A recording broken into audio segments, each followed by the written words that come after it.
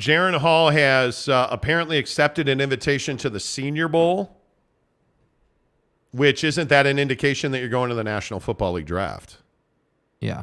That's a big deal. I need to do some further research on that. But, you know, it's interesting to see exactly what this means to BYU and if this is indeed the indicator that Keaton Slovis is coming to BYU. Right. And is Keaton Slovis a guy that you feel like can be your next starting quarterback? Yeah, boy, there it is right there. Officially from the, and let me see if I can get a screen grab on that for you. Officially from the Senior Bowl account, Jaren Hall has accepted an invite to the Reese's Senior Bowl. So this is a big to-do now. Yeah, I don't like how do you react to this? I have to be honest. I don't love how Jaren's handled this, if I'm being totally honest. Like, I think that he's waited too long. Like, I think that he'll get drafted, in my opinion. But I think that it would have been better to just be like, yeah, I'm foregoing the bowl game because I'm going to the league. Yeah, I don't love this idea that he waited this long. I mean, I'm guessing that he must have. This is pure speculation, but I am guessing that Jaren Hall must have gotten a grade back that he liked in the NFL draft process. Yeah, he must have, and I think that, you know, yeah. As far as Keaton Slovis is concerned, Keaton Slovis doesn't excite me even a little bit. I think he's a game manager. He's not dynamic. You know, it just is what it is. Like, I mean, how do you, if you're BYU, how do you react to this? I mean, I feel like there's no way back from this now. Yeah, he didn't, and this explains why he didn't play in the New Mexico Bowl. This also tells me that by this invitation that you're looking at on the screen, that it's up in the air, and he probably got a mid-round grade, because the only reason that a high-level quarterback goes to the Senior Bowl, and we'll see if he plays in the game. The only reason you go to the Senior Bowl is to get exposure to scouts and NFL executives. Right. That's why you go to the Senior Bowl. Yeah. And I'm curious to see exactly how all this plays out now, because Jaren Hall is a hugely important figure in the grand scheme of things, because Jacob Conover transferred. And that should have been your QB in waiting. And I just don't think you have a quarterback in the program who can fill his shoes. Yeah. And I don't think that you added one on in the early signing period. And I think this is a huge moment in time for Utah, or excuse me, for BYU football. Yeah, I just think there's a lot of instability heading into the Big 12. That's what I think. I think that you've brought in new coaches. You're starting quarterbacks going to the league. Like, you're having to go out and recruit a quarterback. Like, so I'm telling you guys, the bench is not. Like, the goal is 10 wins, but the expectation is 4. I'm telling you, 4 wins should be your expectation. And I'm not even trying to hate. I'm not trying to be salty or nothing. I'm telling you, a realistic expectation should be 4. 4 wins in your first year in the Big 12, because you've lost Jaren now. Like, you're moving on now. Now we're going to get a brand new, totally new BYU football team overall. And I think that you know, I'm not going to sit here and say it's scary. I think it's the nature of the beast. But when we're sitting here this morning talking about NIL and transfer portal and money and everything, you know, forgive me for not caring so much about these kids after college football, because it's not Kalani's job to make sure you got a job after college football. It's his job to win football games. So to me, I think I don't know about that. Okay, well, tell me how I'm wrong. How does he have any responsibility to what you look like after you're done at BYU? I think very clearly Kalani Sitake has a responsibility. I think Kalani Sitake has a duty, if you will. I mean, to make sure that he is setting up the kids at BYU that are in his football program for success in life. The next time we hear about making men at BYU will not be the first time, and football being 5th, and you have a huge responsibility here. I also think this is probably the right thing for Jaren Hall. Because if he comes back and goes to the Big 12, and I think this offensive line is going to be spectacular next year. Connor Pay's coming back. I mean, obviously, Kingsley Suamataia, I think, is absolutely an NFL prospect at right tackle. I think your offensive line room is loaded. Your wide receiver room is loaded. But you're playing in the Big 12 now every single week. And Jaren Hall has not shown an ability to stay healthy. And I think that's going to crush his draft stock. He's got to go to the Senior Bowl and ball out. He's got to show everything that he can show. And he's got to get healthy. Whatever this ankle/foot injury is, he's got to show that he's ready to go. And I think if I'm Kalani Sitake, I'm advising him to go. And I absolutely think that Kalani has a responsibility, as every football coach in this country does, to make sure that their kids are set up to succeed. Yeah, we disagree. I mean, I think it's part of the nature of the beast that you're helping these guys get set up, but it's not his job to make sure that you got a job at Adobe or something, or that you certainly had like some great success afterwards. Like Kalani Sitake needs to be more worried about winning football games than making men, and I'm not sure that he is. Yeah, I think that's a very interesting question. That's a very interesting I'm telling you, everyone's too positive on this Big 12 move. You're going to the Big 12, and that's the right thing for you. But I'm telling you, do not have the expectation of 7 wins. You're not winning 7 games. I don't think anybody's that optimistic. Interesting. Max Tooley will join us in 45 minutes on the program. Obviously, we're going to ask him about this. I mean, I think that this is a big loss for Jaren Hall. This is or for BYU. Jaren Hall is a big loss, but this is what big-time football programs do. I mean, you should have – but again, I think this goes back to Jacob Conover. And I think it's a mistake to not have prepared Jacob Conover better than you did. Why didn't they give him a shot? And why is nobody asking what happened with Jacob Conover? I don't understand that. I don't get it.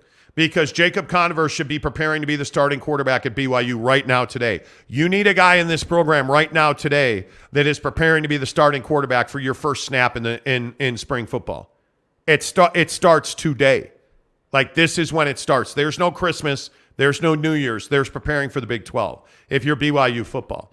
Because I think when you look at what this program's going to do, you added a running back that I think is really going to make an impact on the club. You've got great wide receivers. You've got a great offensive line room.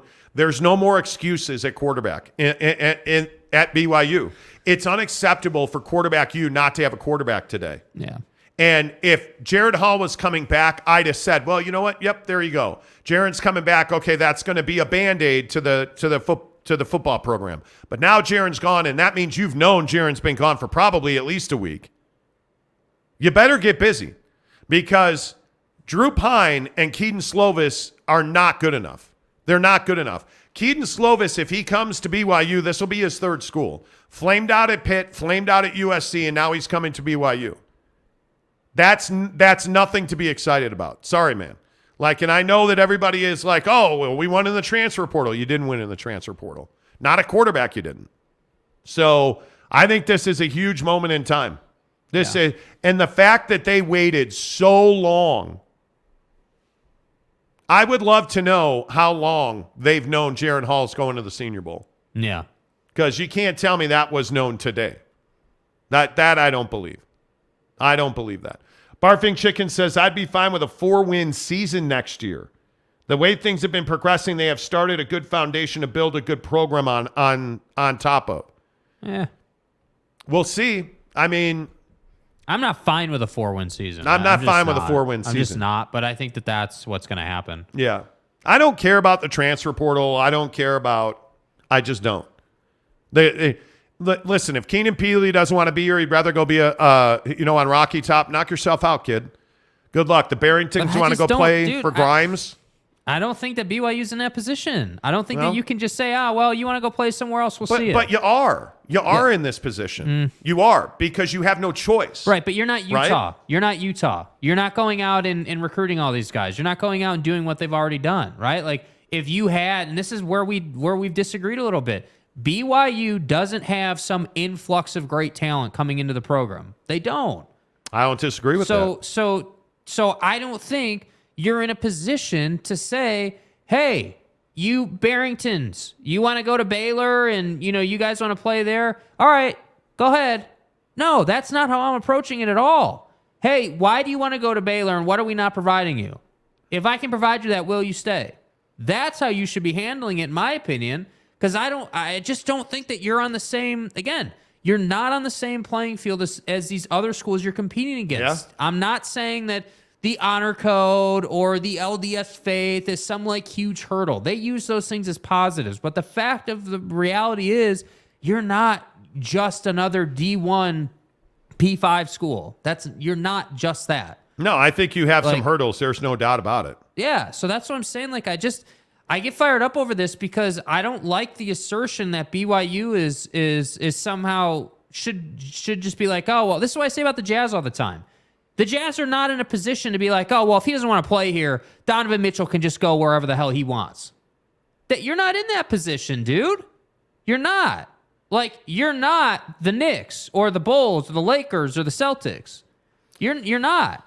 And I'll be honest with you, I'd rather see Cade Finnegan get a shot to be the starting quarterback than Keaton Slovis. Exactly. I'm not that guy, man. I don't buy into it. I really don't. I think you have to climb the mountain now. And let's bottom it out. Let's find a quarterback who can be here 4 years. Let's find that next guy. Because you've had a nice little run here from Taysom to Mangum to, obviously Zachy Poo on to Jaren Hall. Keaton Slovis isn't the next great BYU quarterback. It feels like you've taken a step back. Yeah, I would totally agree with that. 513 Bearcat says, as a Cincinnati fan, I would be fine if we can win 3 or 4 wins for the first 2 years, but I need to see progress and competitiveness on the field. Agreed. Absolutely. 100% agree. Absolutely. And you look at Cincinnati, you guys are in a really difficult slot because, you lose an incredibly, incredibly dynamic head coach in Luke Fickell. That's tougher than any quarterback. And that he went to Wisco and, Cincinnati now is transitioning into the Big 12. That's a tough loss. Yeah. So I would agree with that. I do. Boyd Lake says BYU has an issue at O-line that's convincing players to leave. I don't agree with that. I don't think you're not losing you're losing the Barringtons, and that's a big loss. Clark Barrington's a hell of a lineman, but you're 3-4 guys deep here. It's not like Jaren said, hey, the offensive line is a problem, so I'm going to the league. You know, it's not like I don't agree that there's a problem on the offensive line. It's not like Tyler Algier was like, oh yeah, hey, I'm leaving because the offensive line sucks. These guys, not that you're saying that, but I guess I don't agree with that either. I don't think that guys are leaving because of the offensive line. I think guys are leaving because of NIL. I think guys are leaving because they want to get paid. The Barringtons want to just play together. They're brothers. You get it. The Barringtons, the Fanos, the Nakuas, they all want to play together, and I totally respect that. I'm with that 100%. But I think that, and this is kind of where my concerns with Kalani creep in a little bit. Kalani is too nice. Always has been and always will be, in my opinion. Until he shows me that he's an outright killer in the transfer portal and he's willing to go out and spend money and kind of shade. I'm not saying do what Oregon did yesterday, but kind of start shading that direction a little bit. Let's go out and poach some people. By the way, that's what this Royal Collective's about. True. And in a story we reported last week here on the show and on Twitter, Mitch Harper confirmed it last night that the Royal Collective is coming to BYU, and BYU will make the announcement. It's going to be interesting to see how this is set up, but this is a multi-million-dollar collective of boosters and supporters of the program that are gonna try to make a difference in BYU football. Yeah. We'll see how all that rolls out. It just is what it is. As we talk about breaking news here on Football at 50, that Jaren Hall is transferring he's going to the Senior Bowl. So that means he'll be going to the NFL. But that's a huge deal. Our breaking news is brought to you by our good friends at Papa Murphy's Pizza. Papa Murphy's Pizza. Download the mobile app. Order on your phone. Use the promo code Monty25 to get 25% off your purchase of $25 or more. And don't forget the meatball marinara is back at Papa Murphy's. Get that cheese pizza. Get those meatballs. Do it. Put them on the cheese pizza. It's the best way to do it, man. I'm telling you, this is a huge moment in time for Kalani Sitake and BYU, and the fact that Jaren Hall is going to the Senior Bowl. Boy, this one is a little difficult to digest now because, I mean, I have to believe, and we were told earlier this week that Keaton Slovis is coming to BYU. And we haven't reported it because we haven't been able to confirm it. And just texting with other BYU sources, nobody's been able to confirm it. I know he's been on campus. I know that he's toured the school and the football facilities. I know they've had routine contact with Keaton Slovis. But Keaton Slovis has not officially joined BYU. He's not, as far as I've been told, he's not enrolled at school for the coming semester. But I have to believe that Keaton Slovis is your starting quarterback next year. And that's great. It's in the Big 12. That's great. You have a guy with experience. But I think you need to invest in who's on the roster now. And that, to me, is really scary because I don't think you have a guy here. Yeah, you don't. I don't think you have a guy. You don't have a Devin Leary. You don't have a DJ Uyunglele. Who you can see starting for you for multiple years. You don't have that guy, and those are the best available quarterbacks in the portal. A Grayson McCall to me is the guy that I hope you're chasing. The transfer from Coastal Carolina. Brennan Armstrong for Virginia, he's out there. Absolutely, Brennan Armstrong's a possibility if I'm BYU. Yeah. But other than that, I just don't see that Hudson Carr is leaving Texas to come to BYU. I don't see that. The biggest issue now is that like a guy like Spencer Sanders, who is, I think, the best quarterback in the portal, in my opinion, is he really going to leave Stillwater for Provo?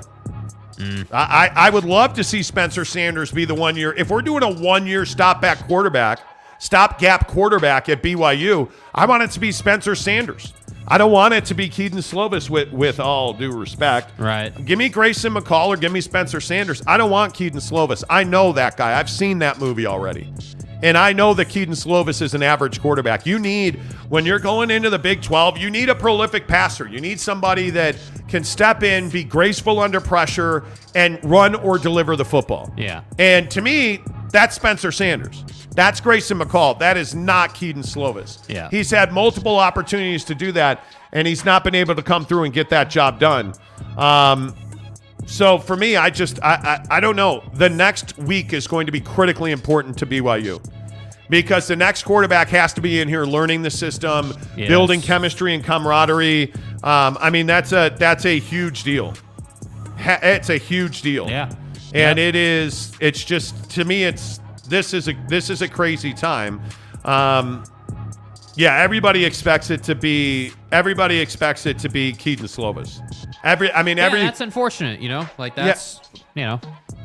that's not the end of the world. He's just not a guy that's individually going to win you games. I think that's the thing that really stands out. Yeah. He's not a guy that's going to individually win you games. Football at 50, 10 of the hour, every hour is presented by our good friends at Papa Murphy's Pizza. The meatball marinara is back at Papa Murphy's. At Papa Murphy's, we do more than just pizza. We do meatballs and marinara. Papa Murphy's does meatballs? Oh, I think you mean I do the meatballs and marinara? And how do you do it, Dad? How do I do it? How do I do it? Oh, well, we do it with savory ground beef Covered in tangy marinara. That's how, honey. At Papa Murphy's, we make great pizza. And don't forget the meatballs. Order now at papamurphys.com. Papa Murphy's Pizza. Make sure you use the promo code Monty25. And here's what I'm telling you, friends. Order that cheese pizza on a regular crust and get the marinara meatballs, chop them up, put them on the pizza. It's bomb. Yeah. It is absolutely my favorite Papa Murphy's pizza of the year. I love it. Hook it up. Make sure you use the promo code Monty25 to get 25% off your purchase of $25 or more. Roris says Slovin is a statue-type pocket passer with mediocre arm talent, and he's just not accurate under pressure. He's not accurate rolling the pocket. He's not that guy, pal. Yeah. Like he is not that guy. And I want him to be. I want him to be that guy. Well, they need but him to he's be. not that guy. Yeah, and I just think that again, it's just right now, unless there's some change, unless there's some big pickup in recruiting for BYU, it's just adding up to, okay, you lost some offensive line talent. Your starting quarterback went to the league, and now you're going to replace him with an average talent in Keaton Slovis. You don't really have, like, with all due respect to Chris Brooks and company back there, you don't really have some dynamic running back there like Tyler Algier was. Like, what is it that you're doing on offense right now? You know what I mean? Like, that's what I am really concerned about. Yeah, I don't. I don't know. I don't know that they know. I would hope. And here's the problem. If this is Nick Saban, if this is Oregon NIL money, if this is Kyle Whittingham, I don't worry about this. Yeah. But what I've seen in the program for the last 6 months terrifies me. It terrifies me. This is when we talk about where the depths that this program fell to this year, those 4 straight losses and not many answers and no, like, how all of a sudden have you gone from a dearth of quarterbacks to none?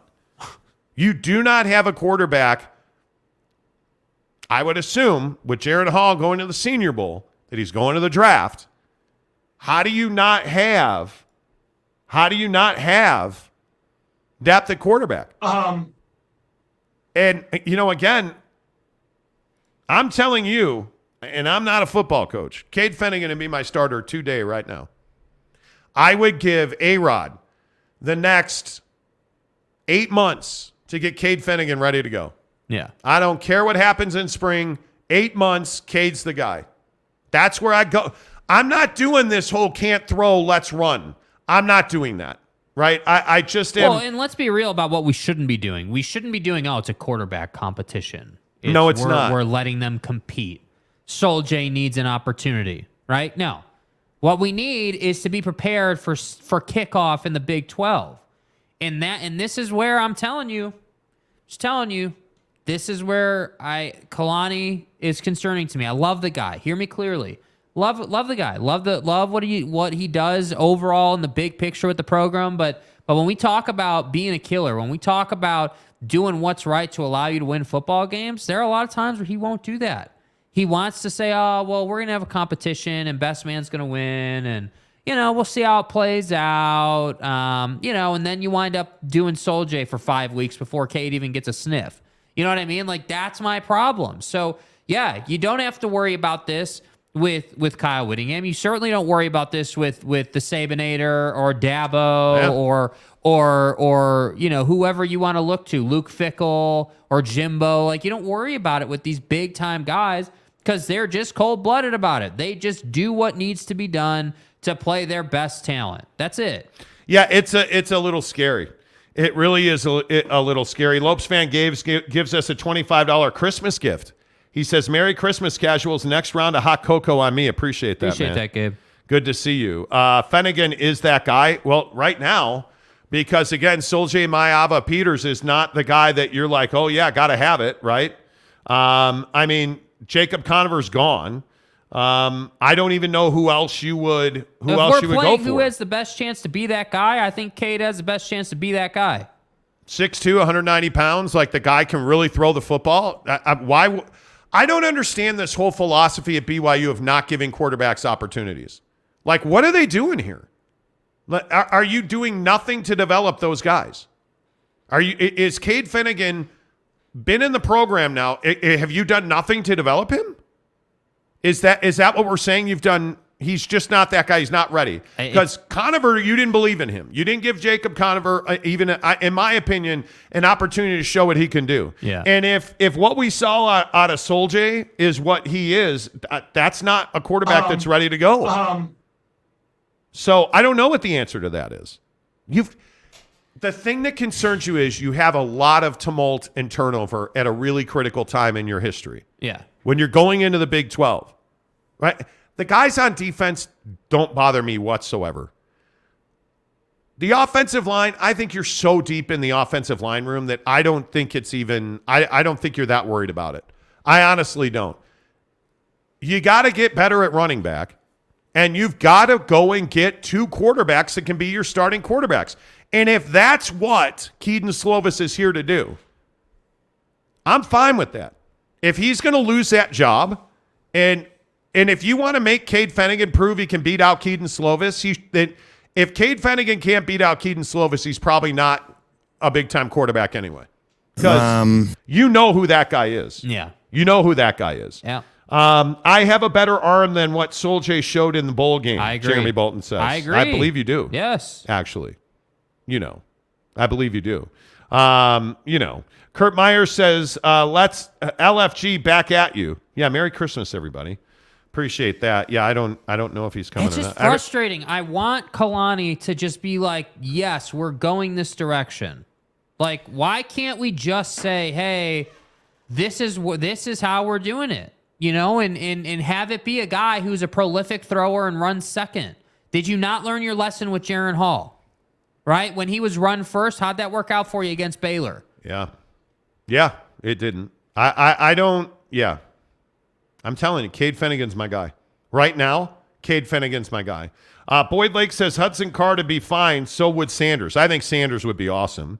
Roris already read that one. Ron Pastook said it's hard to replace a star quarterback. Look what happened to us at OU when we went 6-6. Well, you're not wrong about that. You're not wrong about that. But and to be fair, yeah, at OU, you put in a new coach. You lost Lincoln Riley. He took Caleb. He took other guys off that roster. Like we built this program on NIL. I can almost understand what happened with Venables and OU. Like, yeah, that was a lot to overcome. There's a reason. At BYU, it's kind of frustrating that this happened here now. Like, it is, and what I mean by that is you had a really difficult, I don't care about the transfer portal. I think everybody's panicking over the transfer portal. What do you mean by that? You don't care about it. What is that? It makes sense for Keenan Peely to go to Tennessee. He needs to show that he belongs as a number 1 linebacker in the biggest program in the country. And if Tennessee's the biggest joint that he could get to, okay, great. The Barringtons want to play together. And Clark, I don't understand why he would go back to college. That's a mistake. You got a multi-million-dollar paycheck sitting on the table and you said no. That's a mistake. I think they want to play together and they think they can go to Grimy at Baylor and they can start together. Okay, great. My guess is Clark and Campbell transfer because Campbell wasn't going to start. That'd be my guess. I don't know that to be true. But this offensive line room in Provo is way deep. I'm not worried about the offensive line at all. And if you've got other guys, like, is there anybody really upset about going to Colorado State? Who cares? I don't think it matters where these guys go. I think what matters is the mentality around the transfer portal out of Kalani and this staff, because it doesn't really feel like there's an aggressiveness in the transfer portal. It doesn't really feel like they're getting after it, in my opinion. I don't know. That's something we need to ask about for certain. Breaking news this morning, Jaren Hall accepts a bid to play in the Senior Bowl, which essentially means he's going to the NFL. So who is BYU's next quarterback? Please go ahead and hit that like button right now. It really helps the channel grow. We've got just about 1,000 views on the channel this morning for our live show in the first 2 hours, and we're only at 65 likes. So if you guys could help us pump those rookie numbers up, that'd be awesome. Yeah. We always try to get to a minimum of 150 likes per show. We're at 65. So we need 85 more likes to get to our number. Let's hook it up. Hit the like button. Don't forget Max Tooley, BYU linebacker, coming up in 20 minutes. He announced yesterday on Twitter that he is coming back for another season in Provo, which I think is exactly the right move. I think he's a critically important part of this defense. Obviously, we know he's a ball hawk. He's a playmaker. So absolutely good to have him back. But this is a big story at BYU now, especially, coming out of signing day and, seeing where the transfer portal's at. I think that's a big one. That's absolutely a big one. And there are guys that are available. I am not a DJ Uiagalelei guy. I am not a believer. And as much as we were joking about, Dabo, if you can't play for Dabo at quarterback, program. I mean, he doesn't want you there. You're probably not the guy we want in our program. Yeah. But he's a phenomenal athlete, and it'll be interesting to see where he goes. I think, there are a lot of quarterbacks available in the portal. There is. And that's what I'm saying. Like, why are we messing around with Keaton Slovis? Like, go and find a guy. I'm not saying that you certainly can compete with the top of all quarterbacking talent. That's not what I'm saying. But what I am saying is that you're telling me out of all those guys that are available, there's not one in the top 30 that you're interested in. There's not one that maybe needs some work, right? But you can go and get, and he can be what you need him to be. Yeah, I mean, I'm telling you, Grayson McCall's a stud. I mean, I mean, he's throwing for 6,300 yards, 60 touchdowns, and 7 interceptions at Coastal. Yeah, the kid's a stud, man. Like that he would be my guy. Like, I think that's a guy who can go to BYU, up his draft stock, get into the NFL, and he can perform. Like, Grayson McCall's a guy, in my opinion, who can step in and perform right away. So that he's absolutely who I would go with. I think there's a lot to be excited about at BYU. The coaching changes. You got a phenomenal defensive line coach. Like, I just think you have a lot to be excited about. This quarterback position, I think I follow BYU closely, as close as anybody else. I think I'm stunned that Jaren Hall is not coming back. On the timeline, yeah, I understand why he's going pro. I think we've talked about this. We've chopped this up a lot, but it is really surprising that he's not coming back. It is. I mean, it is one of those things where you hear about it and you're like, dude, like, that's a big freaking deal. He's not coming back. What were you waiting for, bud? That's a big deal. Why were you sitting on your hands waiting? What was the strategy there? That's what I don't get. Yeah, I don't know why you waited so long. And we'll probably never know how long BYU has known that he was going to the league, right? Like, we'll probably never know that. But I'm telling you, if it was any more than 10 days ago, that's a problem. Yeah. Rora says, DJ, I think you mean Uyunglele, has a cannon for an arm. He just needs a competent QB coach. Dabo and his cousins dependent on Deshaun Watson and Trevor Lawrence's natural ability to make them look good. I've talked to Trevor Lawrence about this directly. That guy says that he was vastly improved, and I agree with it. I agree. I covered him very closely at ESPN during his time, the last 2 years at Clemson, and he developed significantly. And I think what you're seeing now is that development's taken another step under Doug Peterson at Jacksonville. Yeah. I think that DJ Uyunglele has never been able to mentally pick up the game. And I mean, I know people love the athletic ability and the physical attributes, but I think DJ's a guy that's got to figure out how to mentally pick up the game of football. And there's a lot of quarterbacks that struggle with that. And when you get the run that he got immediately and the hype that he had and you struggle mightily, he's not an accurate passer. He doesn't understand what the defense is trying to do to him. That's why I think he's still in the portal. Because, by the way, it was also a very ugly divorce.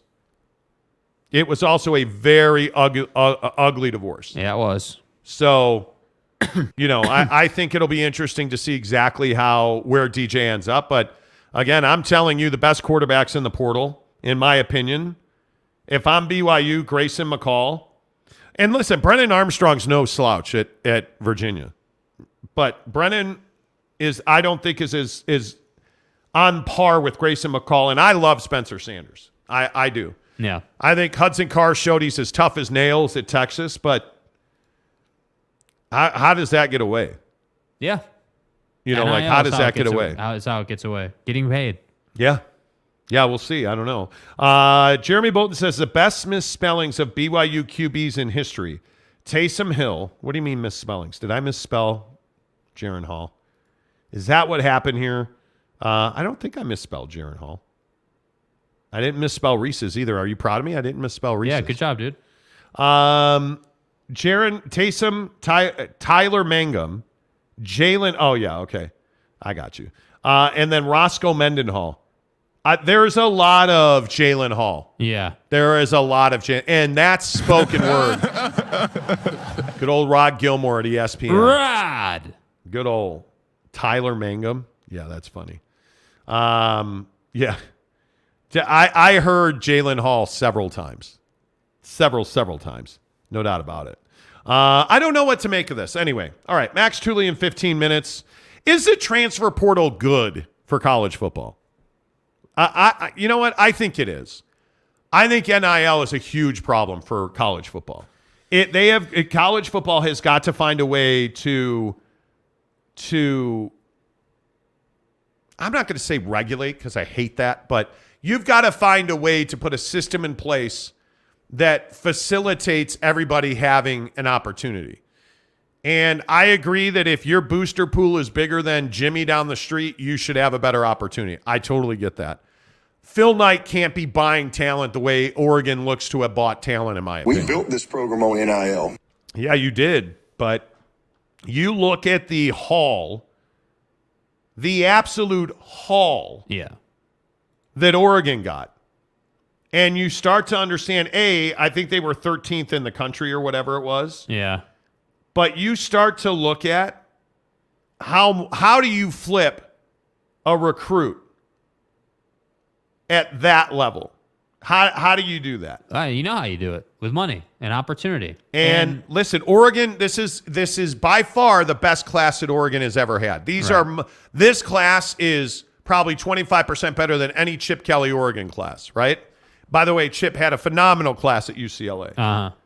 But when you start looking at guys that flipped, by the way, Mateo Uiagalelei is going to Oregon, the edge rusher who is DJ's brother. But you look at some of the guys that have flipped, and you start to understand how that happened. Come on now. But That's again, not. What are you going to do about it? College football Nothing. has never been about give everybody an opportunity. That's not what college football has ever been. College football has been the haves and have-nots for generations. Like, look no further than the college football playoff. It's been going on for how long? And we're just now expanding it? Like, if you wanted everyone to have a chance, you would have never done 4 teams in the college football playoff. So my point with that is just, I don't think that college football or the guys who control college football or vote on this stuff are going to be like, we need to kind of put a cap on how much these schools can spend, because they know more than we know. They know how much the Sabinator's spending. They know how much Dabo and Jimbo and Luke Fickle are going to spend, right? Like, they know these things. And to me, where it gets kind of difficult, or where the water gets kind of muddy, is, I do like that these kids can make a bunch of money. I do, because they're essentially playing a pro sport and not at a pro lifestyle, because they're on a college campus. Look, I'm telling you that you look at a kid like Peyton Bowen, and not because he was going to Notre Dame. Peyton Bowen was a hard commit to Notre Dame. That was done. An hour before yesterday ended, all of a sudden he's an Oregon Duck. Like, that doesn't accidentally happen, especially when nobody saw him going to Oregon. It was Notre Dame or Oklahoma, and somehow Peyton Bowen winds up at Oregon. There's only one way that happens. Hey, what did you get there? We'll double it. That's how that happens. And I don't think that's good for college football. I actually think it's terrible for college football. Why is it bad for college football? Because I think that when you have an arms race, it feeds the top of the food chain. And for the sake of college football, I think you need parity across, as much parity as possible. Like, you look at the ACC, I jokingly call the ACC the already crowned Clemson Conference. And that's how I look at it. That's what the ACC is, right? I mean, that's Clemson's conference every single year. You can't have that. I think when you look at the Big 12, like, you look at the Pac-12, if Oregon doesn't win the Pac-12 this coming year, it's a massive upset. Yeah. It's a massive upset. With the fact that you look at the transfer portal, and that they got Trayshawn Holden to leave Alabama with Kyrie Jackson, who both left Alabama. Where'd they end up? Uncle Phil. They went to Oregon. You can't tell me that that's not a money play. That absolutely is a money play. Now, having said that, Alabama's got the best recruiting class in the country, and I'm not even sure that you can argue that. Yeah. And there's a reason that Alabama struggles in the transfer portal and still winds up with the best recruiting class in the country. Well, it's because they're Alabama, it's Nick Saban, and people want to win. And people want to go to the NFL. But again, I simply tell you that when you can land guys like Caleb Downs easily and for a long time, that's who Alabama is. This is Coach Saban. Right? When you get multiple 5-star recruits, when you get James Smith, the defensive lineman from Montgomery, and you look at James Smith, and I think James Smith is one of the best, and I'm not trying to talk about guys specifically because you don't care about that. He is one of the best defensive linemen in the country, and he has been since 7th grade. He was never going anywhere but Alabama. So can Oregon go to this kid and say, hey, here's $1 million and all the free Jordans you want. Do you want to come to Oregon? No, Yeah, I want to play for Alabama. Well, he's probably going to stay at Alabama, but they can go and do that, and I don't think that's right. I don't think that's the exact way to go about it. I don't think that's the right way to go about it. I really don't. I'm here for the conversation around, hey, once a kid commits, you can't speak to him. I'm here for that. I can get down with that. But I think that it's fairy dust or fairyland to sit here and be like, well, it's not a capitalistic thing. It's not like, hey, Uncle Phil, shouldn't be able to use all of his resources because that's not fair to Jackson State, or that's not fair to. Well, I don't whoever. care about Jackson State. Like I whoever, don't. Notre Dame, whatever. If Oregon's going to outspend Iowa State, Yeah. and if Oregon's going to go to Iowa State commits and say, hey, we'll double whatever Iowa State's giving you, that's a problem. That is a huge problem because all that's doing is stocking the biggest programs in the country. And I just don't think that's not a level playing field. But let me ask you this, though. Seriously, has college football ever been a level playing field? Yes. How? Yes, because I think when you look at historically the way college football has been played, I mean, you used to be able to say, okay, well, I want to stay home, or I want to be close to home, or you're buying kids and you're essentially treating them like professional athletes. That's not how things had been done. And I'm not saying we need to do things the way we've always done. Right. I'm in favor of name, image, likeness. I think kids should get paid. But what's happening is these kids are getting abused. They're getting money, sure, but that's not necessarily what's best for them. You're talking about kids from the inner cities of Miami and Florida, where poverty is a real thing. You're handing them $50,000, $100,000, $500,000. Do you not think that's going to be detrimental to their long-term viability as football players and men? Why? Okay, I agree that someone who's never had money and then all of a sudden comes into money at 17, 18 years old. You need to have, I agree that in college football, there should be some structure and some, I don't know if the word is regulation, but just like rules or structure or regulation around, hey, where that money sits and where it goes until you're done with college, right? Or like how much access you have to your money on a weekly basis. Because you can't have a kid get, a $500,000 check and access that in one week. But what you're seeing out of these kids is, here's your brand new car, here's your luxury condo, here's your $30,000 upfront payment on your $1 million a year NIL money. Yep. Go shoot these 3 commercials. And then, by the way, don't be late for football practice. What have I not said yet? Well, make sure you get to class. Make sure you... At what point...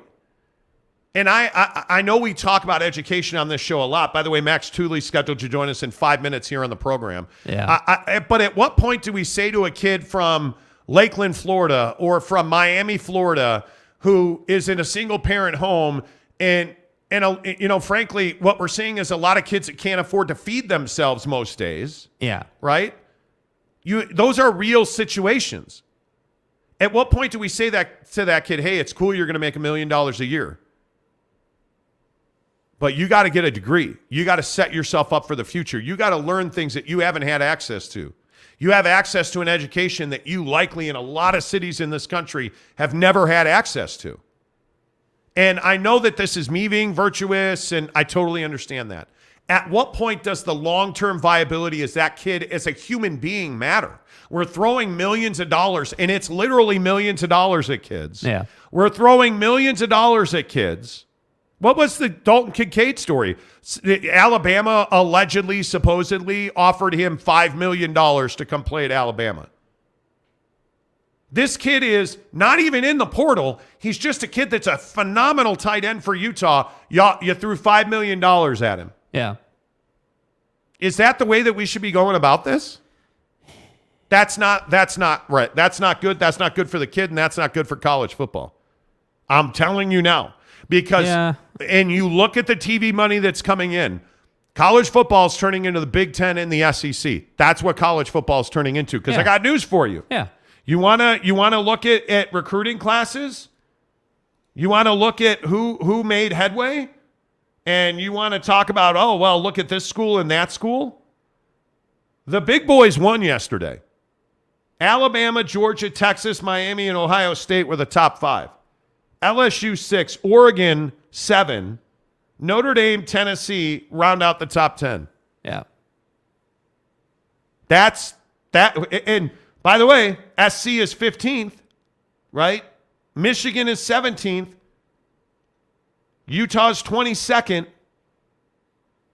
The big boys are winning. The blue bloods are winning because they have more money. Yes. They have more resources. They have more alumni. Yeah. They're bigger universities. Yeah, I mean, I think that, I don't know. I guess I'm just a little bit different on it. I think that I agree 100%. The education that the kid gets matters.